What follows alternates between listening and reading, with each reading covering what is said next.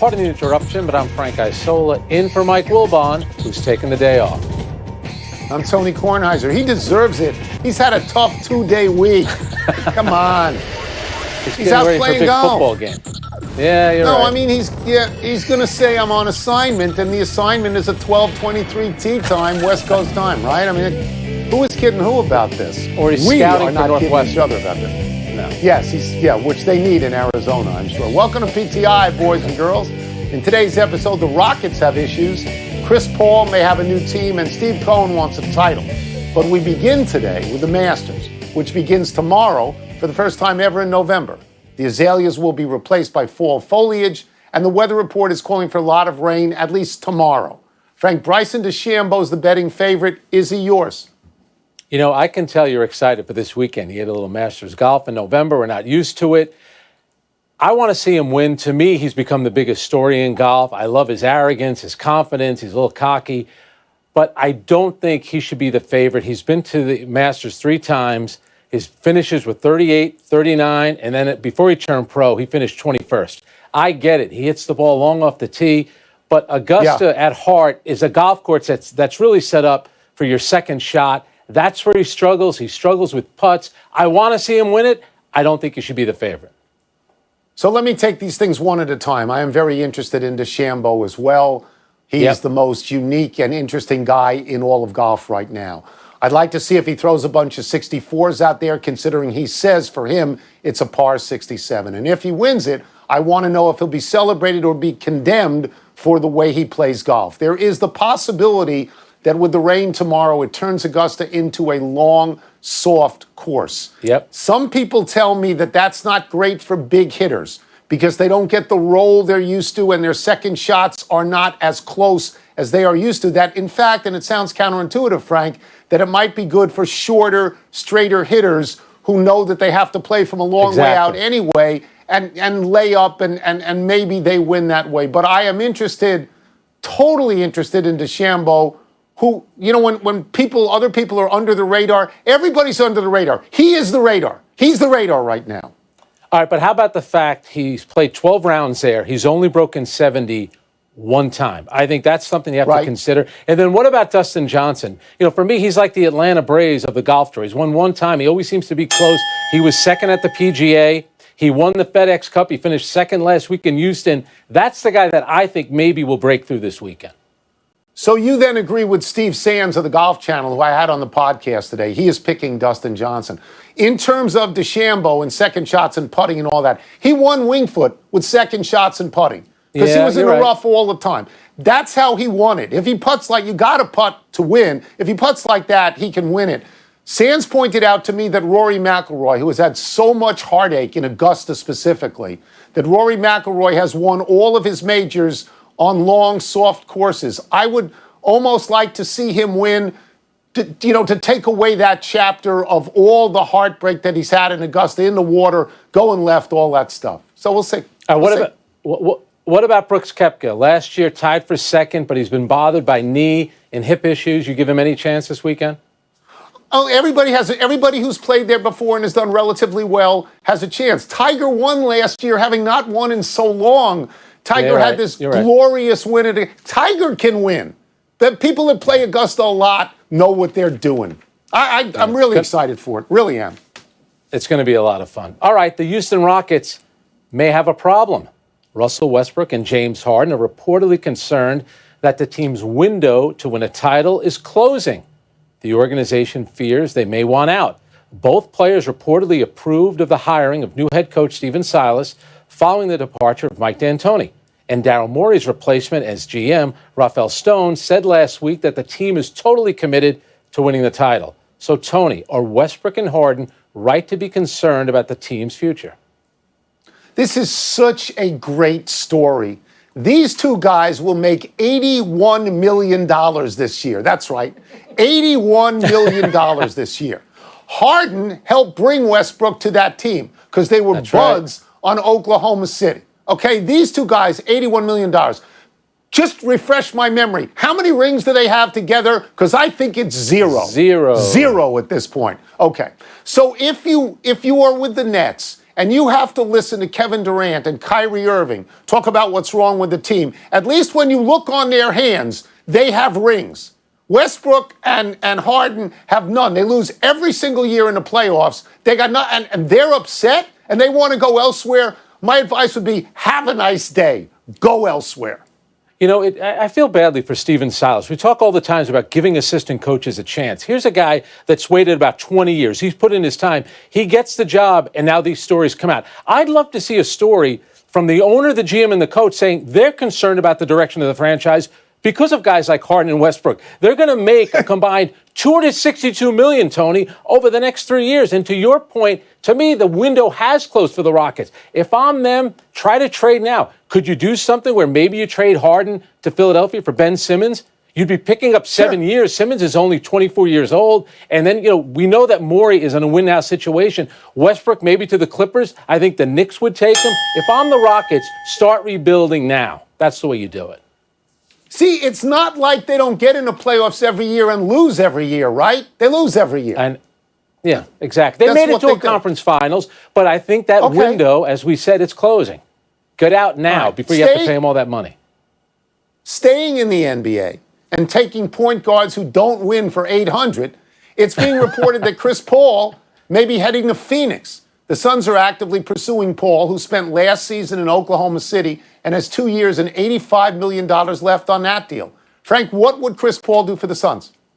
Okay, I just want to warn you. If this trade does happen, you do realize you'll never see Michael Wilbon out of the state of Arizona. He will be there 365 days. Wait. You do get that. No, I've made notes on that. We are going to have to talk, when he moves to Arizona, we're going to have to talk about the Diamondbacks and the Coyotes. I don't know a single player on either of those teams. And every single day we will have to talk about Chris Paul and Kyler Murray, even if we're not talking about Chris Paul and Kyler Murray, in the way that every time he talks about Arizona now he mentions Larry Fitzgerald, who at least I like. At least I like Larry Fitzgerald. So, yes, I'm aware of this. Yes, please go ahead. I'll tell you what, though. If I'm Phoenix, I want to do this deal. I haven't made the playoffs for 10 straight years. Chris Paul, I get it. He hasn't won a championship, hasn't been to a finals. He's been to the playoffs the last 10 years. Think about what he did in Oklahoma City. You take a young team, he's a leader, he builds the culture there. Devin Booker, DeAndre Ayton, good young players. They won their final 8 games last year in the bubble. They still didn't make the playoffs. If I'm them, I make the move for Chris Paul. Try to take that next step if you're the Phoenix Suns. So I got to ask you about Chris Paul, because I thought this year at Oklahoma City, he was terrific. To me, he was an MVP at Oklahoma City. But I've been slamming him for a long time because all I ever heard was, I knew that he didn't win, and all I ever heard was that teammates didn't particularly like him because he was that bossy. Friends of mine who I like a lot say I'm dead wrong on Chris Paul. Am I dead wrong on Chris Paul? I'll take it from you. He's a terrific guy, number one, but I think he's the kind of player, he's nasty on the court, he's nasty with officials, his teammates, because he's trying to get the best out of them, and that's what he does. And isn't it interesting? 2 off seasons ago, all we talked about with Chris Paul was you want to stay away from that contract at all costs. Now it's all these young teams. Oklahoma City, it worked out with them, and now the Phoenix Suns are thinking about making a similar move. I think it'd be smart if they did it. The only thing I worry about, let me just interrupt for a second. I look at the West. I see the Lakers. I see the Clippers. I see the Nuggets. I think I see the Mavericks coming up. I mean, I'm just not certain that Chris Paul has the impact that, say, Anthony Davis did on the Lakers.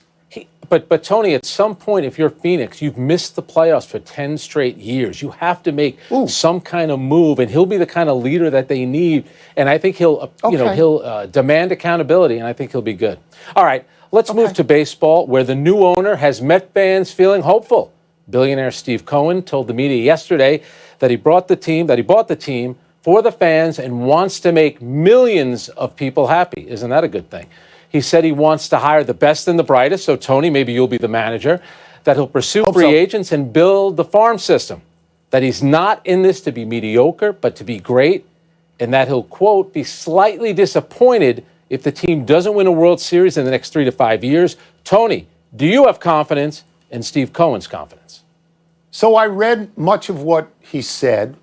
I didn't find it obnoxious. I found it reasonable. He said he would build up the team, the farm system, everything that you said. It sounded at times to me like what David Tepper said when he took over the Carolina Panthers.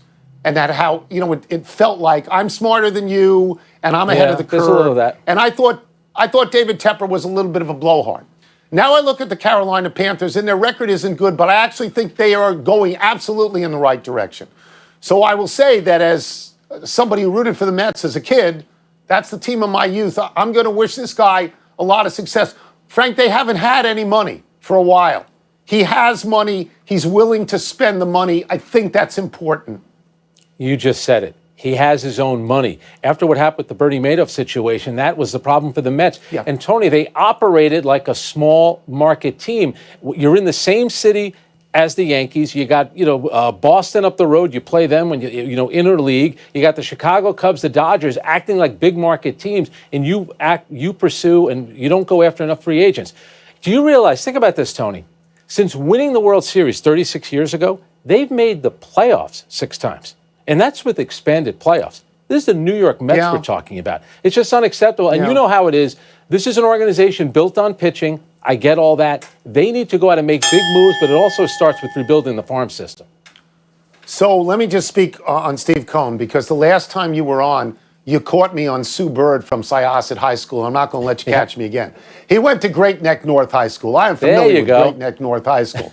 He said that he was a fan as a kid, and he saw them in the Polo Grounds. And they were in the Polo Grounds for 62 and 63 when Ed Kranepool was a rookie, and maybe I saw him there too. Plus, he went to Penn, and my kid went to Penn. So I'm all in with this guy at this point. I'm in with this guy. You're one of the best and the brightest that he wants. He's going to call you. Coming up is Bucs coach Bruce Arians being too tough on Tom Brady. Maybe. And Kevin Cash made the most criticized move of the postseason. So what's the word for him winning AL Manager of the Year? So you're into the owner. I just didn't want you to catch me on Long Island high schools again. I didn't want you to say, oh, by the way, he went to great... Time to have some words with Frank. And what's the word? What's first? Tom Brady should tell Bruce Arians to blank. To buzz off. And the reason I say that is because I can actually say buzz on television. All right? The first time that they lose to New Orleans, he says Brady has no grit.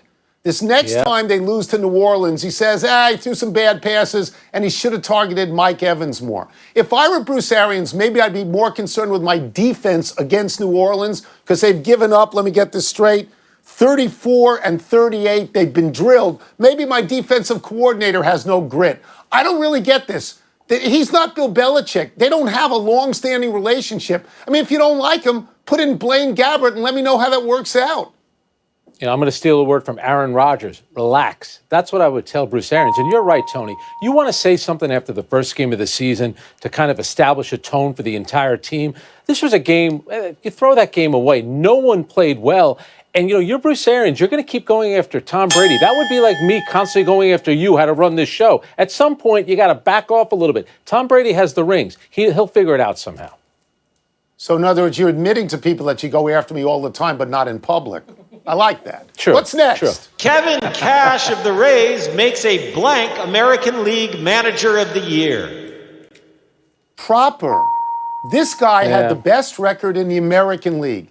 This guy got to the World Series. He got there with the 28th highest payroll out of 30. He beat the Yankees. He beat the Astros, much richer teams. I get it.